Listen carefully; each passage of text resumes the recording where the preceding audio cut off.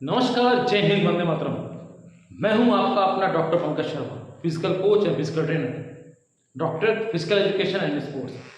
आज मैं आपसे बात करने वाला हूं मध्य प्रदेश में जो अभी तक पुलिस आरक्षक के फिजिकल एग्जाम हो रहे थे, उनके कुछ दिनों के बाद ही अब आपके मेडिकल एग्जाम भी होने वाले हैं या मेडिकल टेस्ट होने वाले हैं। परंतु कहीं ना कहीं ये कि मन में भावना होती है, क्या फिजिकल के तुरंत बाद ही मेडिकल एग्जाम होते हैं? ऐसा नहीं है। फिजिकल एग्जाम के कुछ दिनों के बाद आपको आपकी यूनिट दी जाती है। उस यूनिट में जाकर, यूनिट मतलब होता है अपने जिले में जाकर आप अपने फिजिकल एग्जाम को देते हैं। जैसे मान लीजिए किसी को भोपाल जिला मिला, किसी को इंदौर मिला, किसी को शहडोल मिला, किसी को रतलाम मिला या किसी को नीमच मिला। उन जिलों के जो जिला चिकित्सा अधिकारी होता है, उनकी एक टीम होती है। उस टीम के माध्यम से आप अपने मेडिकल एग्जाम को वहां पर देते हो। तो घबराने की कोई बात नहीं है। मैं आपको पूरा मेडिकल एग्जाम के बारे में बताने वाला हूं। पूरा वीडियो लगातार देखते रहिएगा। हमारा जो चैनल है शहीद Bhagat Singh physical training academy, इसको शेयर, सब्सक्राइब, लाइक और घंटा जरूर बजाइएगा, ताकि आपको हम समय समय पर वैज्ञानिक विधियों द्वारा बताया गया फिजिकल ट्रेनिंग, क्वालिफाइड कोचेस के द्वारा बनाए हुए जो वीडियोस हैं वो आपको समय समय मिलते रहे। तो चलिए अब बात करते हैं मेडिकल फिजिकल एग्जाम की। तो सबसे इंपॉर्टेंट चीज हमको इस बात को ध्यान रखना चाहिए कि मेडिकल का जो एग्जाम होता है, उस मेडिकल एग्जाम में BP, height, weight, eye test, knock knee, flat foot, eye vision test, nose test, hand test, इस प्रकार के लगभग 7 से 8 फिजिकल को मापने के लिए या फिजिकल एग्जाम के बाद जो मेडिकल टेस्ट होता है उसके एग्जाम होते हैं। लगभग 4 या 5 लोगों की एक मेडिकल की टीम होती है। और यदि मेडिकल की टीम बहुत तेज हुई या मेडिकल को करने वाले डॉक्टर्स जो होते हैं ये बहुत तेज होते हैं, तो फिजिकल के बाद जो मेडिकल होता है उसमें आपको कठिनाई का सामना करना पड़ सकता है। परंतु यदि डॉक्टर्स भी जानते हैं कि बड़ी मेहनत और बड़ी लगन के यहाँ पर स्टूडेंट पहुँचता है, यहाँ पर जो छात्र पहुँचते हैं फिजिकल क्वालिफाई करके, उनको मेडिकल एग्जाम में फेल न करके आसानी से उनको कुछ नंबर्स दिए जाएं और उनको पास करने की एक प्रोसेस भी वो लोग अपने मन में विचार करके ऐसा रखते हैं। चलिए अब मैं आपको बताता हूं कि बीपी का टेस्ट कैसे करते हैं। सबसे पहले हम जब जाते हैं तो जैसे ही बीपी के टेस्ट के लिए हम जाते हैं तो वहां पर जो मरकरी जो टेस्ट होता है, मरकरी टेस्ट या बीपी टेस्ट जो हम करते हैं, या तो ऑटोमेटिक मशीन्स के द्वारा करते हैं या एचजी मरकरी के द्वारा करते हैं। तो कभी कभी हमारा जो बीपी टेस्ट होता है वो मैक्सिमम चला जाता है 150, 155 या 140 चला जाता है, जबकि एक्चुअल जो माप है वो 80 से 120 या 80 से 130 तक पर कह सकते हैं। परंतु होता क्या है कि हमारे अंदर एक भय होता है, हमारे अंदर डर होता है कि हम फिजिकल के लिए जा रहे हैं और फिजिकल के बाद हम मेडिकल टेस्ट के लिए जा रहे हैं। तो एक अंदर से फिजिकली एक इनबैलेंसिंग प्रोसेस होती है जिसमें हमारी बीपी ऑटोमेटिक बढ़ जाती है।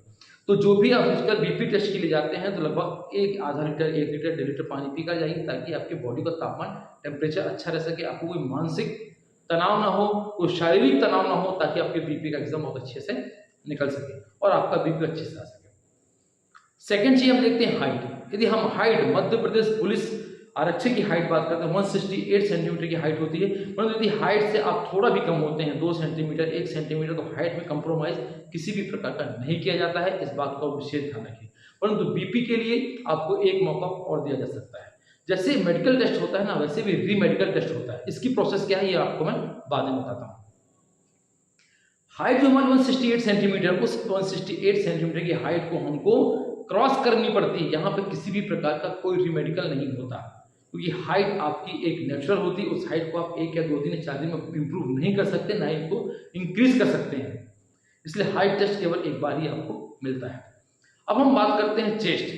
चेस्ट की जो चौड़ाई होनी चाहिए, चेस्ट की चौड़ाई होनी चाहिए लगभग 81 सेंटीमीटर या 81 सेंटीमीटर। चेस्ट को जब हम फुलाते हैं तो फुलाने के बाद चेस्ट लगभग 5 सेंटीमीटर का उसमें फुलाव होना चाहिए, 5 सेंटीमीटर का उसमें एक्सटेंट होना चाहिए, जब जाकर वो होगा 81 से 86 सेंटीमीटर या 81 to 86 सेंटीमीटर। इसमें भी आपको किसी प्रकार की कोई राहत नहीं दी जाती है। तो अभी आपका जो 3 टेस्ट मैंने बताए हैं, बीपी, हाइट एंड वेट। और जो वेट की हम बात करते हैं तो वेट में सबसे महत्वपूर्ण होता है कि आपको जो बीएमआई होता है, body mass index test, BMI के आधार पर आपका वेट एक सामान्य तौर पर होना चाहिए। कम से कम 55 किलो के ऊपर आपका वेट होना आवश्यक है। इस बात को आप विशेष ध्यान रखिएगा। यदि हम आगे के प्रोसेस पे जाते हैं, जब हम अपने यूनिट में या अपने जिला चिकित्सालय पे पहुंचते हैं, तो अब सबसे इंपॉर्टेंट चीज वहां पर आती है teeth, ear, nose, hand test, knock knee और फ्लैट फुट। इस प्रकार के टेस्ट होते हैं। तो सबसे पहले मैं आपको बात करता हूँ, ऊपर से बात करता हूँ, नीचे की ओर जाता हूँ। ठीक है, अपन हॉरिजॉन्टल जाते हैं, ऊपर से नीचे की ओर जाते हैं। तो हम आते हैं आई टेस्ट की बात करते हैं। आई टेस्ट में हमको देखा जाता है आई विजन टेस्ट।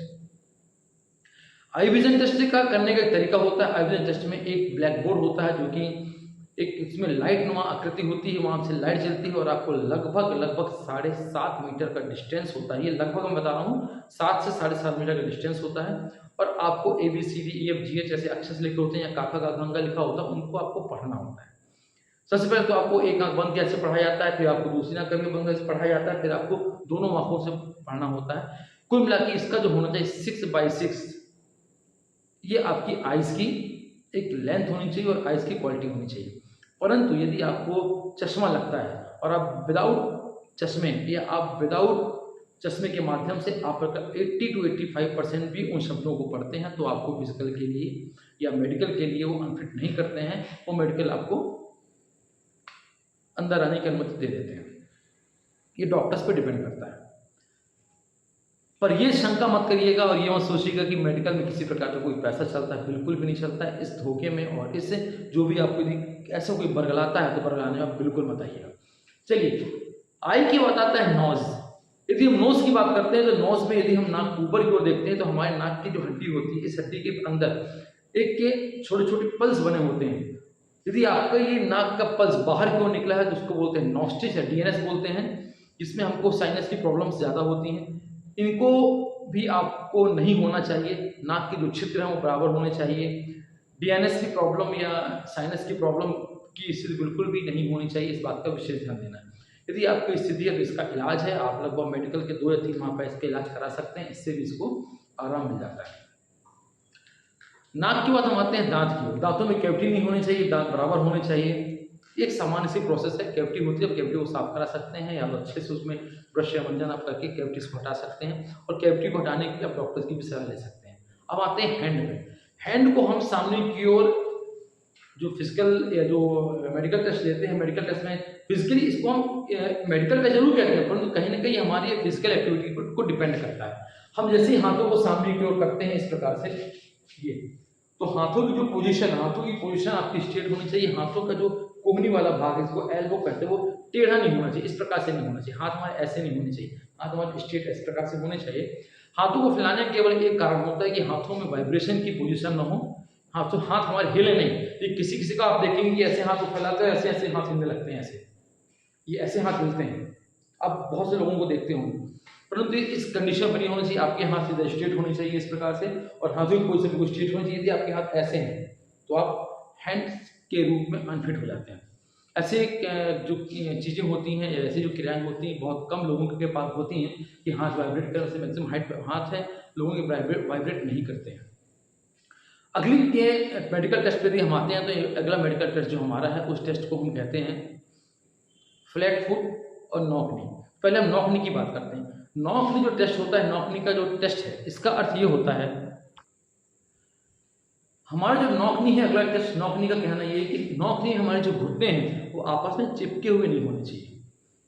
इसके 2 रीजन होते हैं। यदि आपके घुटने आपस में चिपके हुए हैं तो आप ऑटोमेटिक वहाँ पर मेडिकल अनफिट हो, ऐसा माना जाता है और ऐसा कहा जाता है कि यदि आपके घुटने आपस में चिपकते हैं या आपस में जुड़ते हैं तो आपकी थाइज ऑटोमेटिक आपस में चिपकेंगी और आप रनिंग अच्छे से नहीं कर पाएंगे, ऐसी एक मान्यता है। परंतु ऐसे भी एग्जाम्पल देखे गए हैं कि नौकरी होने के बाद भी उनके रिकॉर्ड अच्छे अच्छे बने हुए हैं।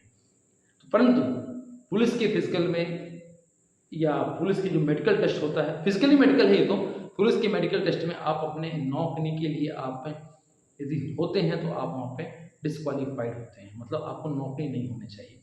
यदि आपको नौकरी की प्रॉब्लम है तो उसके लिए एक्सरसाइज है, मैं अपने डिस्क्रिप्शन पे उस एक्सरसाइज के बारे में बता देता हूँ। लगभग 1 से 1.5 माह में आपकी नौकरी की प्रॉब्लम समाप्त हो जाएगी। नेक्स्ट जो आता है वो आता है फ्लैट फुट। फ्लैट फुट सबसे पहले तो आपको खुद को जानना चाहिए कि मेरा फ्लैट फुट है कि नहीं। फ्लैट फुट के लिए सबसे इंपॉर्टेंट चीज़ ये होती है कि आप गीले पैर आइए, पानी पे अपने पंजों को डालिए और सूखी ज़मीन पे अपने पैर को रखिए। यदि आपके पैर में ऐसा गैप नहीं बनता है, ये गैप, तो इसका मतलब आप फ्लैट फुट। यदि आपका गैप ऐसा बनता है इसका मतलब फ्लैट फुट हो, गैप ऐसा बनता है इसका मतलब फ्लैट फुट आप नहीं हो। इस बात का भी आपको विशेष ध्यान देना है।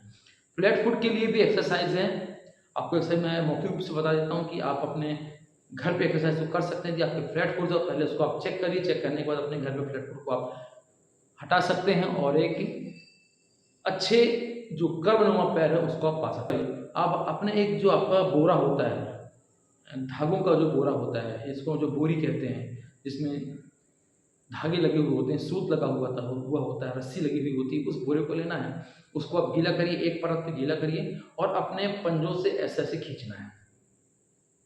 इस प्रकार से आप पंजों से ऐसे खींचते चलिए तो ऑटोमेटिक महीने 1.5 महीने में आपको फ्लैट फुट की जो स्थिति है वो समाप्त हो जाएगी और आपके फ्लैट फुट टोटल वहाँ से हट जाएंगे। और भी जो मेडिकल टेस्ट होते हैं, यदि आपको कुछ लगता है कि कुछ मेडिकल टेस्ट मुझसे छूट गया, मुझे अवश्य बताइएगा। मैं भी आपको कमेंट बॉक्स मुझे करते रहिए, कमेंट बॉक्स में देखिए कि मुझे बताइए कि कौन से मेडिकल टेस्ट आपके बच गए हैं। हालांकि मैंने जो प्रयास किया हुआ है पुलिस में जो मेडिकल टेस्ट होते हैं उन सभी टेस्ट के बारे में आपको बता दूँ। एक टेस्ट है जो मैं आपको और बताना चाहता, ईयर टेस्ट। ईयर को मैंने बताना भूल गया। ईयर टेस्ट मुझे होता है कि ईयर में जो आपका जो मैल होता है, मैल नहीं होना चाहिए, कान के पर्दे सही होने चाहिए, कान के पर्दे फटे नहीं होना चाहिए। टैटू आपके हाथ में ऐसी जगह नहीं होना, जैसे मेरे पास एक टैटू, ये ऐसा टैटू अलाउड नहीं होता है। जो टैटू हमको दूर से दिखता हो, शरीर के ऊपरी अंग पे टैटू होता है, वो टैटू अलाउड नहीं होता है। शरीर के अंदर भाग में टैटू हो सकता है, उसको वो लोग उतना ज़्यादा माइंड नहीं करते हैं, पर यदि टैटू सामने की ओर है तो उसको वो अलाउड नहीं होता है। एक ये बहुत ही इंपॉर्टेंट टेस्ट होता है जिसको बोलते हैं आई टेस्ट, मतलब colour blindness test. Colour blindness का मतलब होता है कि आपको कुछ रंग दिखाई नहीं देते हैं। एक ऐसे चेक बॉक्स होता है, चेक बॉक्स में कुछ शब्द लिखे होते हैं, जैसे मान लीजिए लिखा है 2, 13, 18, 20, 31, उनको आपको पढ़ना होता है। यदि आप उनको नहीं पढ़ पाते हैं, इसका मतलब आपको कलर ब्लाइंडनेस का रोग है और इसको ठीक करना बहुत सरल नहीं होता है।